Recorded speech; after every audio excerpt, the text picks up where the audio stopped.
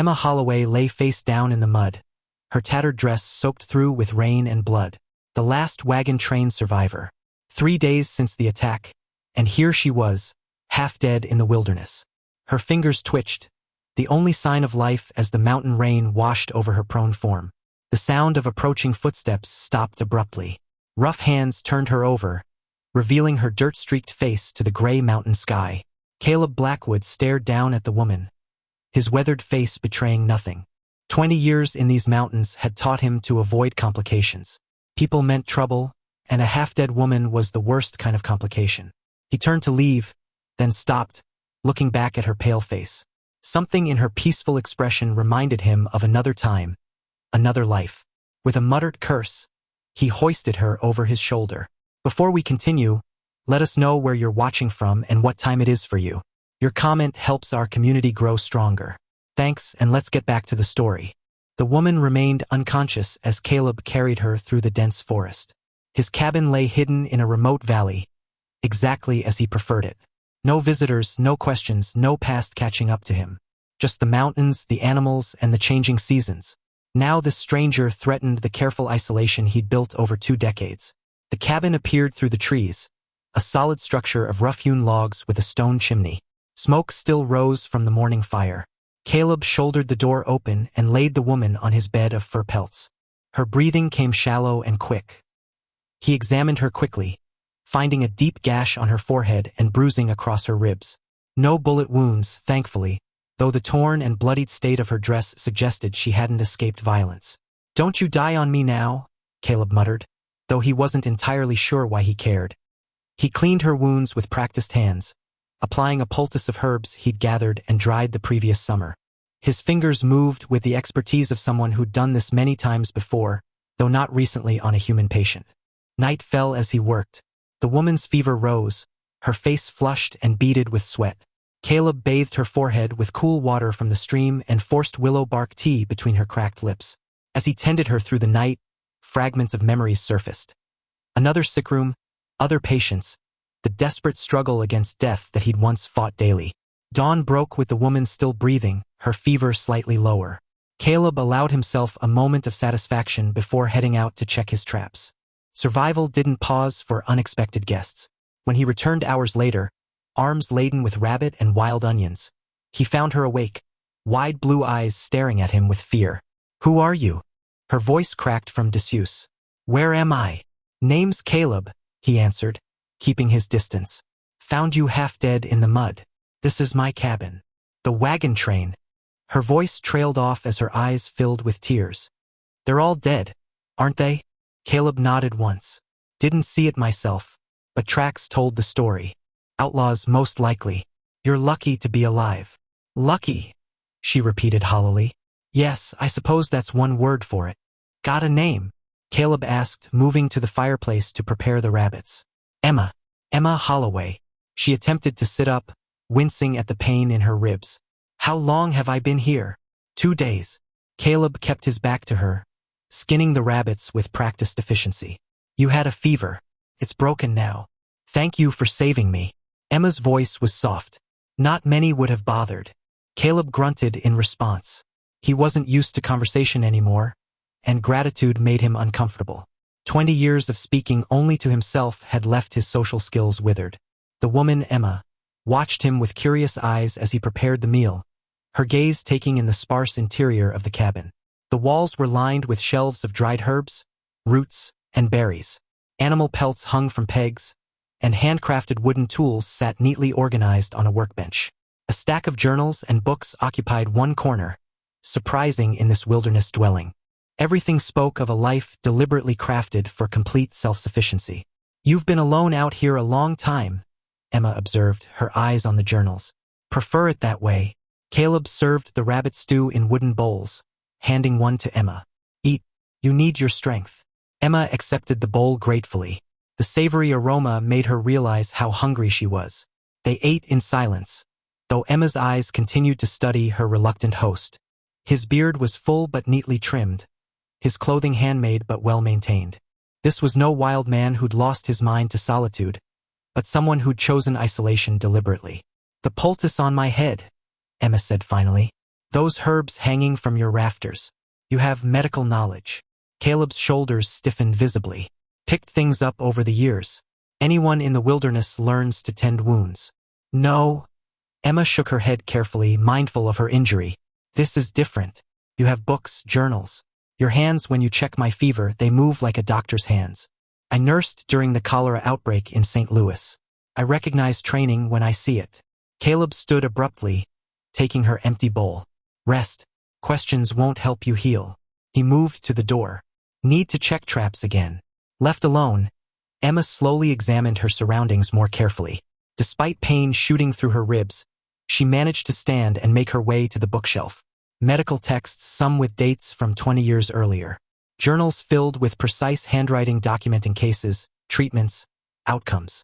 One book fell open to a page with a pressed wildflower marking a passage about treating head wounds. Exactly the treatment that had been applied to her own injury. Outside, Caleb stood at the edge of the clearing, not really checking traps but simply avoiding the uncomfortable questions of his unexpected guest. 20 years of carefully constructed solitude threatened by a woman's observant eyes. Perhaps he should have left her where he found her. Yet even as the thought formed, he knew he couldn't have done it. Some oaths, once taken, could never be fully abandoned, no matter how far you ran. By the time he returned, Emma had managed to stoke the fire and was sitting before it, wrapped in one of his fur throws. Her color was better, though she still moved gingerly, protecting her injured ribs. "Dr. Blackwood," she said quietly as he entered. "That's who you were, isn't it?" Caleb froze, his past catching up to him in 3 simple words. "Those journals aren't yours to read." "I apologize for the intrusion," Emma said, not sounding particularly sorry. "But I needed to understand who had saved me. The last entry in your medical journal was dated June 1853. Then nothing. You disappeared. That life is over." Caleb hung his coat by the door. "Has been for 20 years. What happened?" Emma asked, her voice gentle but persistent. Caleb remained silent, busying himself with storing the day's modest harvest. The cabin felt suffocatingly small with her questions filling the air. Finally, he turned to face her. "Epidemic. Mountain fever. Hit a mining town called Prosperity. I was the only doctor for 50 miles. The words came reluctantly, drawn from a place he'd kept locked away for decades. 37 dead in 2 weeks. Nothing I did helped. They started saying I was making it worse. That my treatments were killing people." Emma's face softened with understanding. "And you believed them. Doesn't matter what I believed. Town needed someone to blame. I was convenient." He stared into the fire. "Last night they came with torches. Burned my clinic. Would have strung me up if I hadn't fled. Decided then that people weren't worth the trouble. So you've been hiding all these years." Emma's observation held no judgment, just quiet understanding. "Not hiding. Living. On my terms." Caleb's voice hardened. "Once you're healed, you'll move on. Return to whatever life you had before." Emma's laugh held no humor. "There's nothing to return to. My husband and son died of influenza last winter. I sold everything to join that wagon train. A new start in Oregon." Her voice caught. "Now there's nothing left." The shared confidence hung in the air between them, 2 broken lives momentarily touching. Caleb looked away first, uncomfortable with the connection. "Winter's coming," he said gruffly. "Once the first snow falls, these passes become impassable. If you're still here when that happens, you're stuck until spring thaw." "How long do I have?" Emma asked. 3 weeks. Maybe less if the weather turns." Caleb added wood to the fire. "You need to decide what you're doing once you can travel." Emma nodded slowly. "I understand. I won't impose on your solitude longer than necessary." Days passed with an uneasy truce between them. Emma's strength returned gradually, though her ribs still ached with certain movements. She began to help around the cabin, preparing meals from Caleb's provisions, organizing his herbs, and even mending his clothes with needle and thread from her salvaged possessions. Caleb watched her growing competence with reluctant admiration, though he maintained his emotional distance. On the 7th day, as heavy clouds threatened the season's first snowfall, Caleb returned from hunting to find Emma carefully transcribing notes from his old medical journals into a fresh book she'd made by binding scraps of paper. "What are you doing?" he demanded. Emma didn't flinch at his tone. "Organizing your medical knowledge. These journals are deteriorating. The information is too valuable to lose." Waste of time, Caleb muttered. No one up here to doctor except myself. Knowledge is never wasted, Emma replied calmly. And your observations on local medicinal plants could help many people. People? Caleb scoffed. The same people who called me murderer and tried to hang me from the nearest tree? Emma set down her quill. Not all people are the same, Dr. Blackwood. Some are worth helping. Those ones tend to die first, Caleb said bitterly, turning away. That night, the first snow began to fall, large flakes descending silently from the dark sky. Caleb and Emma stood in the doorway watching the wilderness transform. Beautiful, Emma whispered. Deadly, Caleb corrected. Winter here takes no prisoners. Much like you, Emma observed with the hint of a smile. Caleb glanced at her, surprised by the light humor. In the glow from the cabin's fire, her face looked younger. The lines of grief momentarily softened. Something long dormant stirred in his chest, and he quickly turned away. Path to town is still open, he said gruffly. Could get you there tomorrow if we leave at first light. Emma studied his profile for a long moment. Is that what you want? To be alone again? What I want doesn't matter. Facts are facts. You don't belong here. Where do I belong then? Emma challenged. With strangers in a town I've never seen? Or perhaps I should just wander until the next group of outlaws finishes what the first group started. You're being dramatic, Caleb growled. I'm being practical, Emma countered. I have no money, no family, no connections. Winter is coming. At least here I have shelter and… She hesitated. Someone who seems determined to keep me alive, even if he won't admit it. Caleb had no response to that. They watched the snow in silence until the cold drove them back inside. That night, as had become their routine, Caleb slept on a pallet by the fire while Emma took his bed. But sleep eluded him as he considered her words. Having survived the loss of her family and the wagon train massacre, Emma faced her uncertain future with remarkable courage. Despite himself, he admired her resilience. Morning brought 8 inches of fresh snow and a transformed landscape. The decision about Emma's departure was temporarily postponed by nature itself. Caleb showed her how to use snowshoes he'd crafted years earlier, and they ventured out to check his trap lines together. Emma proved an apt student, quickly learning to identify animal tracks in the snow and to spot the subtle signs of game. Her knowledge of plants surprised him. She correctly identified several medicinal specimens even beneath their blanket of snow. When she explained her father had been an amateur botanist, Caleb found himself genuinely interested, asking questions about her earlier life for the first time. My father wanted a son to follow in his scientific pursuits, Emma explained as they trudged through the snow. When he got only me, he simply pretended I was the boy he'd wanted. By the time I was 12, I could name every plant in our county and knew their medicinal properties. Useful education, Caleb acknowledged. More useful than the embroidery and piano lessons my mother insisted upon. Emma agreed with a smile, though I was quite accomplished at both. Hard to imagine a piano up here, Caleb said, gesturing to the wilderness around them. There are many things hard to imagine up here, Emma replied softly. A future, connection, purpose beyond mere survival. Caleb had no answer for that. They continued in silence, each lost in private thoughts. That evening, as they prepared dinner together, a new ease existed between them. The persistent questions about Caleb's past had ceased, replaced by practical discussions about winter preparations. Emma seemed to have accepted, at least temporarily, her place in his isolated world. As days turned to weeks, they established routines. Mornings were spent on essential tasks, gathering firewood, checking traps, preserving meat. Afternoons often found them working side by side, Caleb teaching Emma wilderness skills she eagerly absorbed. Evenings were passed by firelight, sometimes in comfortable silence, sometimes with Emma reading aloud from one of Caleb's few books. December arrived with bitter cold and snow deep enough to nearly bury the woodpile.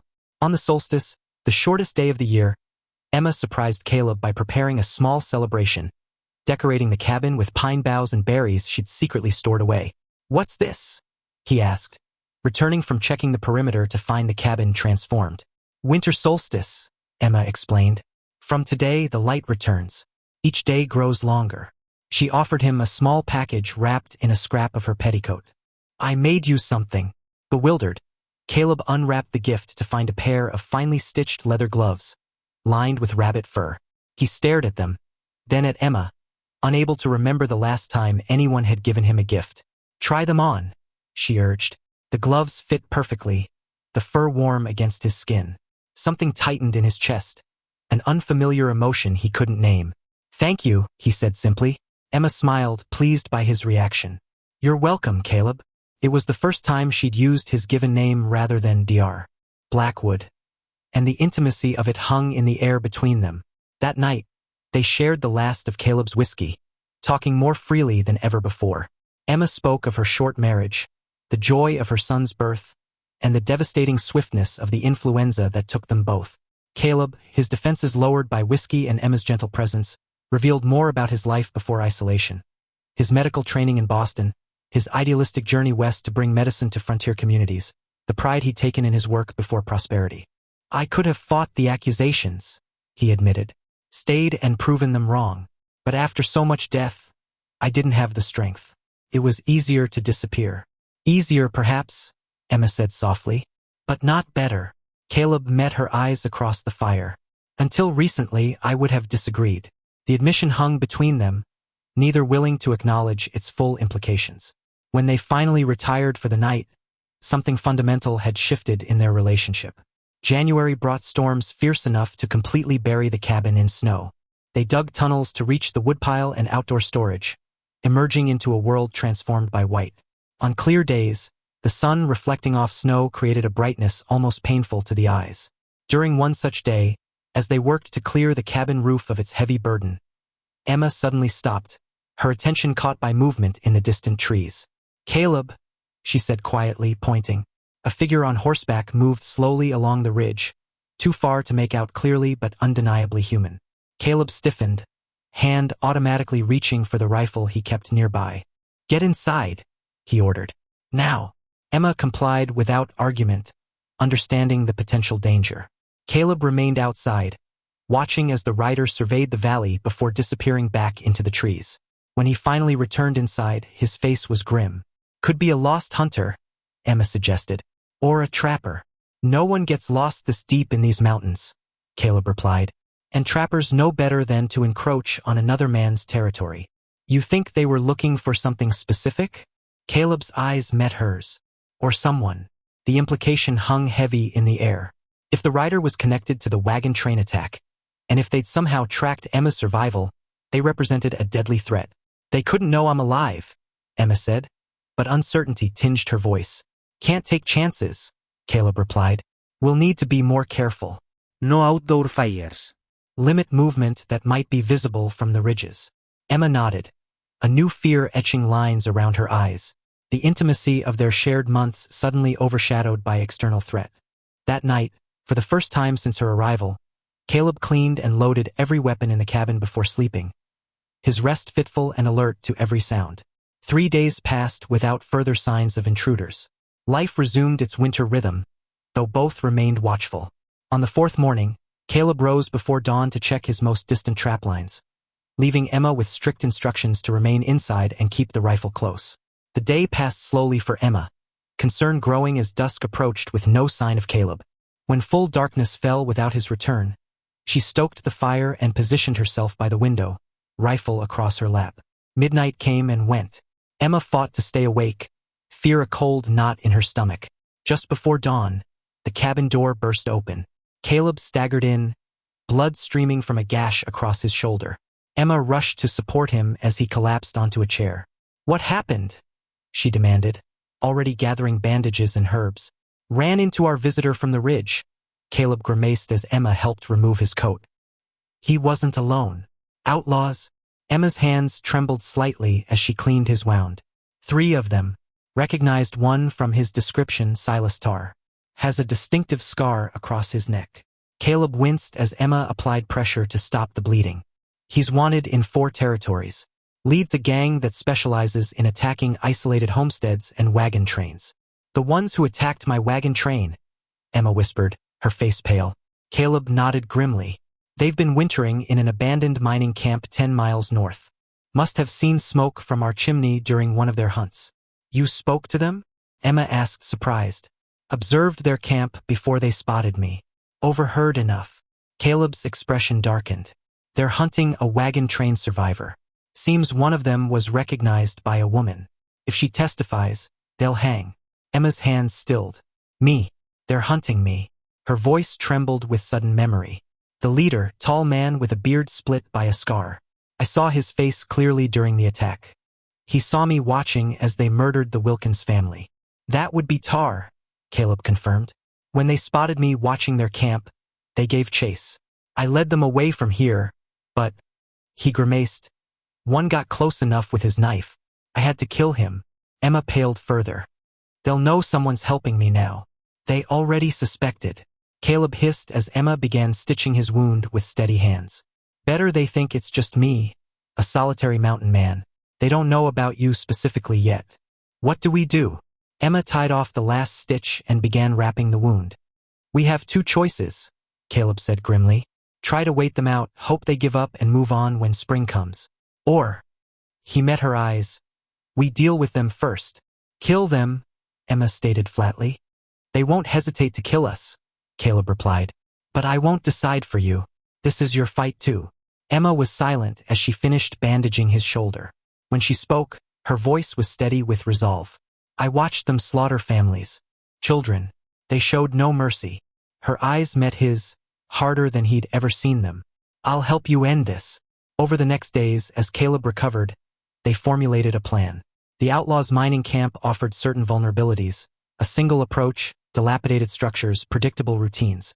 Using Caleb's knowledge of the terrain and Emma's unexpected strategic thinking, they determined their best chance would come during the next major snowstorm, when visibility would be poor and sounds muffled. They didn't have to wait long. For days later, heavy clouds rolled in, bringing wind-driven snow thick enough to obscure vision beyond a few feet. As darkness fell, they made final preparations. Emma, dressed in layers of Caleb's spare clothing, checked the pistol he'd taught her to use. Her face was resolute, the refined Eastern lady completely transformed by months of wilderness living and the steel of survival. Last chance to reconsider, Caleb said, watching her prepare. Emma met his gaze steadily. These men destroyed my future once. I won't let them do it again. Caleb nodded, unexpected pride mixing with concern. Stay close. Do exactly as we discussed. The journey to the mining camp was arduous, the storm intensifying as they traveled. By the time the dilapidated structures came into view, both were covered in snow, nearly invisible in the swirling white. As anticipated, only a single guard stood watch, huddled miserably by the entrance to the main building. His attention focused on staying warm rather than maintaining vigilance. Their plan worked with brutal efficiency. The guard fell silently to Caleb's knife. The outlaws inside, drunk on whiskey and false security, never stood a chance against the calculated surprise attack. In the confined space, Silas Tarr found himself facing Emma, her pistol unwavering as she confronted the man who'd haunted her nightmares. The wagon train woman, he snarled in recognition, reaching for his weapon.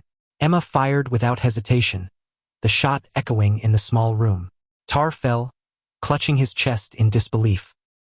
His final expression was one of shock, that death had come for him in the form of a woman he'd thought long dead. The aftermath brought no celebration, only grim satisfaction and the heavy silence of necessary violence. They searched the camp thoroughly, finding not only supplies and weapons but also a strongbox containing valuables stolen from the wagon train, including a locket with Emma's husband's portrait that she had thought lost forever. Dawn broke as they made their way back to the cabin, the storm having passed to leave a pristine landscape unmarked except for their snowshoe tracks. Neither spoke much, processing the night's events in private contemplation. Only when the cabin came into view did Emma break the silence. It's over, she said quietly. They can't hurt anyone else now.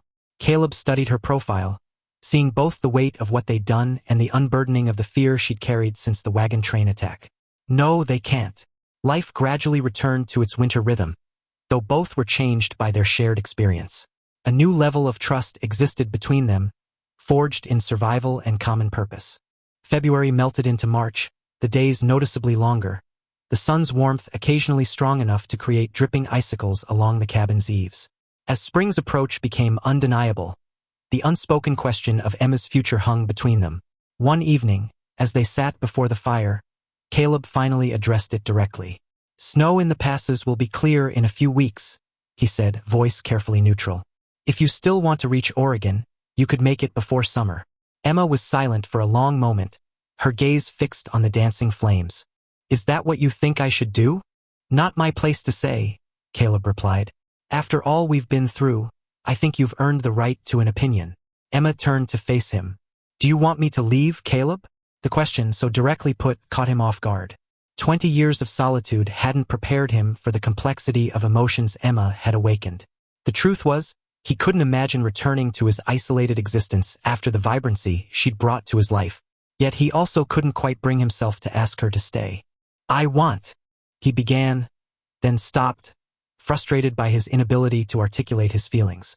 Instead, he reached for her hand, a gesture that spoke more clearly than words. Emma's fingers intertwined with his. I've been thinking, she said softly. This valley has everything we need: water, game, medicinal plants. It's sheltered, defensible. Caleb questioned, hope mixing with uncertainty. The nearest doctor is what, 50 miles away? Emma continued. The settlers on the Oregon Trail, the native tribes, even miners and trappers, they all need medical care. With your knowledge and my father's botanical teachings, you're proposing we stay here, together. Caleb's voice was rough with emotion. Turn this place into some kind of wilderness clinic. Emma nodded, eyes bright with conviction. Not just survival, Caleb. Purpose. The chance to heal instead of hide. The idea took root in Caleb's mind. A vision of a future he'd never allowed himself to imagine. A life not defined by isolation and past failures, but by connection and the medicine he'd once loved. It won't be easy, he warned. People will come with their pain, their expectations, their judgments. Nothing worthwhile is easy, Emma replied. But we've survived worse, haven't we? Caleb looked around the cabin that had been his solitary refuge for 20 years. For the first time, he saw it through new eyes, not as a hiding place, but as a beginning. He turned back to Emma, the woman who had arrived half dead and now offered him new life. Yes, he said finally, his decision made. Let's build something here. Together. Emma's smile held all the warmth of the coming spring.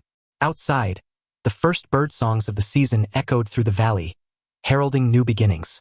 The lone survivor and the reclusive doctor, bound by circumstance and choice, faced the future no longer alone but strengthened by each other's presence. If you enjoyed the story, please leave a like and share with friends who appreciate tales of survival and second chances in the frontier wilderness. Let us know in the comments which character resonated with you most. Until next time, thank you for joining us around the campfire for another Western Frontier tale.